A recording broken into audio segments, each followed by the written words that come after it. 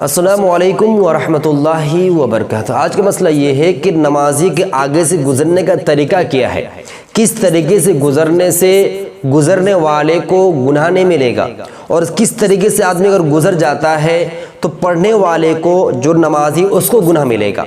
तमाम तफसीलात मुख्तसर अंदाज में आपके गोश गुज़ार करूँगा। उम्मीद करता हूँ कि इस वीडियो को मुकम्मल देखिएगा।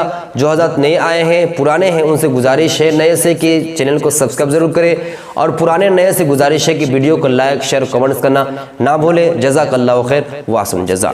तो चंद सूरतें बताऊँगा जो नमाजी आगे से हम और आप गुजर जाते हैं, इससे नमाजी का ना ही नमाज में कुछ कराता आएंगे और ना गुजरने वाले को क्या वो गुनाह मिलेगा। लेकिन याद रहे, हदीस में आता है नमाजी के आगे से गुजरने वाले के लिए बहुत बड़ा गुनाह है। जैसे हदीस में है, मुस्लिम शरीफ हदीस है, हदीस नंबर 1132 मौजूद है। रसूलुल्लाह सल्लल्लाहु अलैहि वसल्लम इरशाद फरमाते हैं, अगर गुजरने वाले को मालूम हो जाए, नमाजी के आगे से गुजर रहा है, उसको अगर मालूम हो जाए कि गुजरने के कितना बड़ा गुनाह है तो 40 साल उसको खड़े रह जाना उसके लिए आसान हो जाएगा। 40 साल तो वहाँ खड़े रह जाए, गुजरेगा नहीं। हदीस का मफहूम ये है, इतना बड़ा गुनाह है, यानी कि मतलब इतना बड़ा गुनाह यार नहीं चाहिए मुझे गुजरना, या मैं वही नमाजी आगे खड़ा हो जाऊंगा, यार मैं नहीं गुजरूंगा, जरूरत पर मैं वही की साइड रह जाऊंगा, नमाजी आगे गुजरना नहीं है, जब नमाज खत्म हो जाएगी तब मैं गुजरूंगा।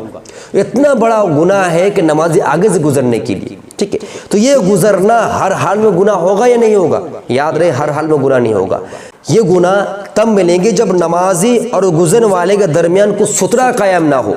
अगर कोई सुतरा कायम हो जाए तो फिर नमाजी के आगे से गुजरना बिल्कुल दुरुस्ती, कोई करात नहीं है।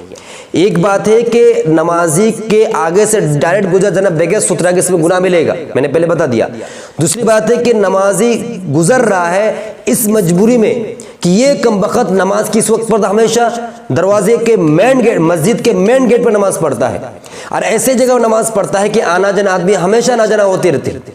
मेन दरवाजा है, एक ही दरवाजे से नमाज पढ़ रहा है, वो आदमी आराम से घूम घूम के आएगा, वो आगे से ऑटोमेटिक गुजरेगा। भाई किसका होगा वहाँ पर 10 मिनट बारह में आधा घंटा खड़ा रहे, बैठे रहे, ऐसे तो मुसलमान दिल लगता नहीं मस्जिद बैठने के लिए, और वो दरवाजे मेन गेट पर नमाज पढ़ रहा है। तो अगर वो ऐसे जगह पर नमाज पढ़ रहा है जो आदमी वहाँ से गुजरते हैं, मेन जगह है, उस दिन नमाज पढ़े, गुजरने वाला गुनाह नहीं होगा, बल्कि वो पढ़ने वाला क्या होगा, गुनाहगार होगा। एक बात, और गुनाह अनजाने में नहीं, जानबूझ गुजर रहा तो फिर उसको क्या होगा, गुनाह मिलेगा। अब रही बात सुतरा क्या चीज़ है, जिसमें मैंने सुतरा का बारे में बताया कि अगर आप उस नमाजी के पास सुतरा कायम कर देते हैं तो आपको गुनाह नहीं मिलेगा, गुजरने वाला भी आराम से गुजर सकता है। जैसे कि आप बहुत सारे मस्जिद देखते हैं कि कुछ सुतरा बीच में क्या कायम कर देते हैं। जिस मिसाल सुतरे के तौर पर आप अगर कायम करना चाहिए, कुर्सी रख सकते हैं, बेंच रख सकते हैं, टीपाई रख सकते हैं या जग रख सकते हैं, ठीक है। लेकिन लंबाई और मोटाई का ख्याल रखना है। लंबाई कम से कम 2 बालिश्त होनी चाहिए, यानी इसको जो बिद्दा बोलते हैं या एक हाथ बोलते हैं, एक हाथ लंबी होनी चाहिए, ठीक है, ठीक, या एक उंगली मोटा या पतली उंगली मोटा, इतनी मोटी वो लकड़ी हो या सुतरा इतना मोटा हो या इस उंगली मोटा हो या कोई भी उंगली के मिकदार में मोटा हो। एक बात। दूसरी बात है कि जो सुतरा कायम कीजिएगा, चाहे खेत में नमाज पढ़ रहे हो या मस्जिद में नमाज पढ़ रहे हो, वो सीधी जमीन गड़ी हुई हो, आसमान तरफ खड़ा हो, उसका जो रुख है आसमान तरफ हो, ऐसे नहीं लेट के ना हो।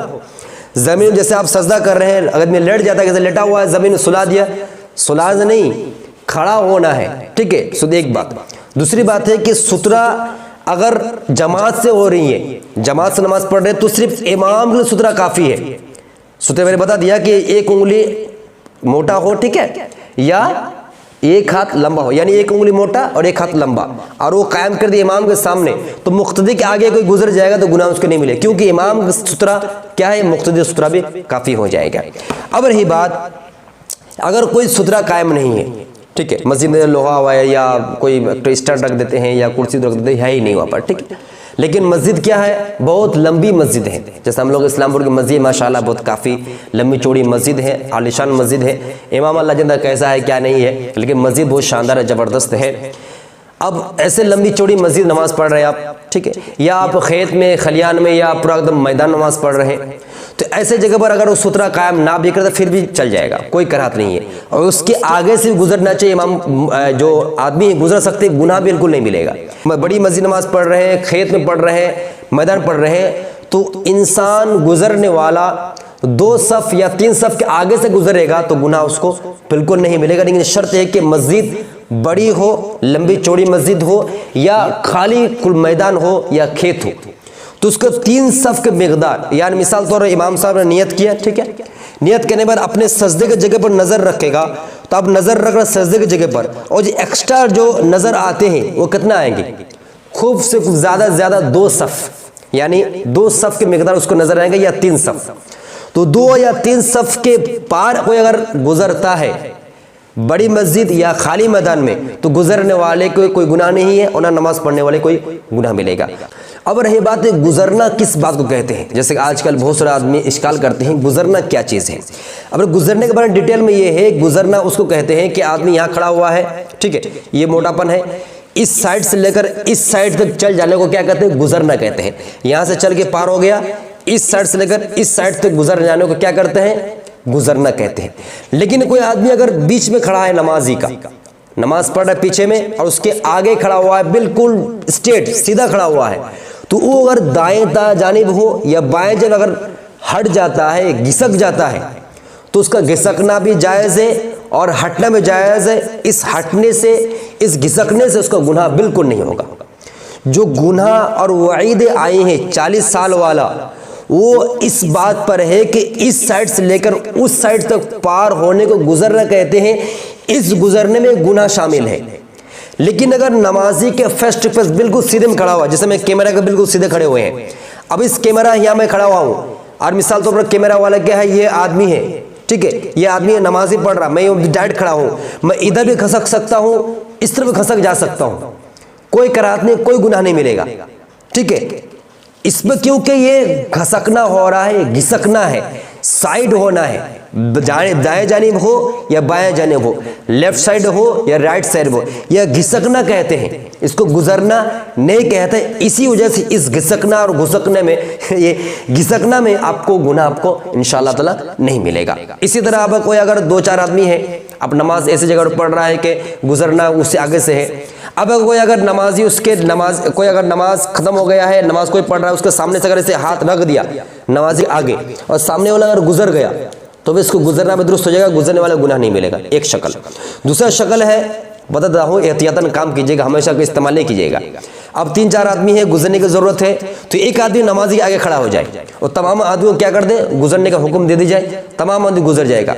उसके बाद जो फिर खड़ा हुआ है वो फिर अपना साइड हो जाए, उसको गुनाह इंशाअल्लाह ताला नहीं मिले। ये तमाम चीज़ें हैं जो गुजरने से मुताल्लिक है।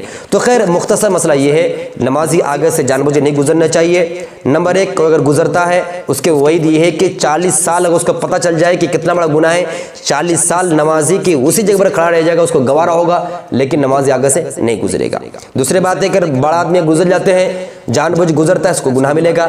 बच्चा गुजरता है तो उससे गुनाह नहीं मिलेगा, और ना ही नमाजी आगे से गुजरने से नमाज भाई नहीं टूटती, नमाज बिल्कुल बरकरार रहती है। नंबर 3 ये है कि नमाजी अगर गुजरना चाहता है तो चंद शराइत है। नंबर 1 शराइत क्या है कि सुथरा होना जरूरी है।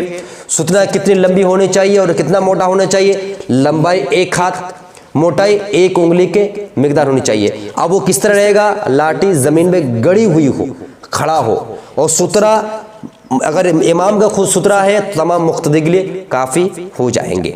अब इसी तरह के हो तो गया मोटापन, लंबाई हो गया।